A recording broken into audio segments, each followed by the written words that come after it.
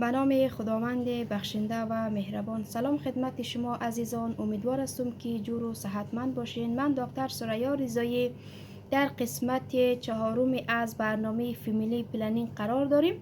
در این بخش می هم تعداد مرگ و میر مادران و نوزادان را بر اساس فیصدی در افغانستان برای شما عزیزان بیان بکنم. خب در افغانستان آمار نشان می دهد که از 1000 طفل شیرخور و تازه تولد 152 نوزاد جان خود از دست می دهد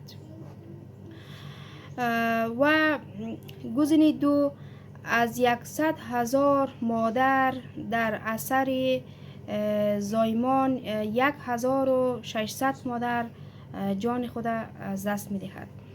خب این مشکل از کجا به وجود می آید؟ به خاطر که تنظیم خانواده درست رعایت نمی شود و طفلا متاسفانه کم وزن به دنیا می آید یا که پیش از وقت به دنیا می آید یا که مادر توانایی بارداری را نداره که اینا حمل می گیرن.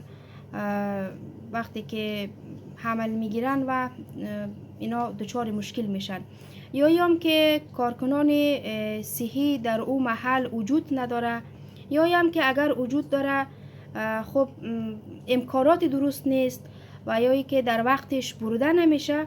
این است که این مشکلات به وجود میاد و مادرایی که در وقت زایمان در وقت ولادت جان خود از دست میده، خب اینا بر اساس ضعیف بودن است، خون ریزی، دیگه حمل های پشت پشت و طفل های شیر به شیر اینا به دنیا میاره، فاصله دهی مناسب رعایت نمیشه. این است که این مشکلات پیش میاد.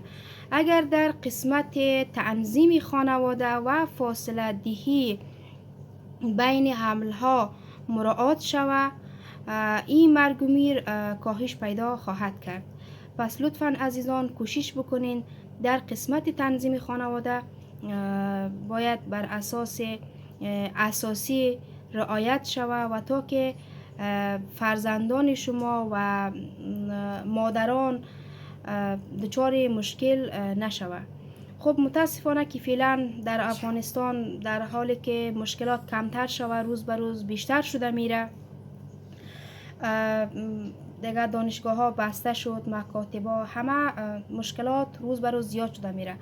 پس عزیزان کوشش بکنین که شما در قسمت تنظیم خانواده باید متوجه باشین و این قانون و قوانین باید رعایت بکنین و اساسی رسیدگی بکنین.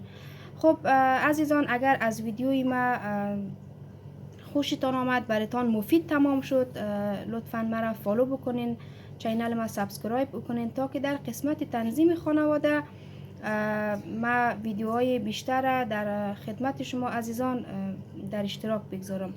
فعلا وقتتان خوش، خداوند یار و نگهدارتان.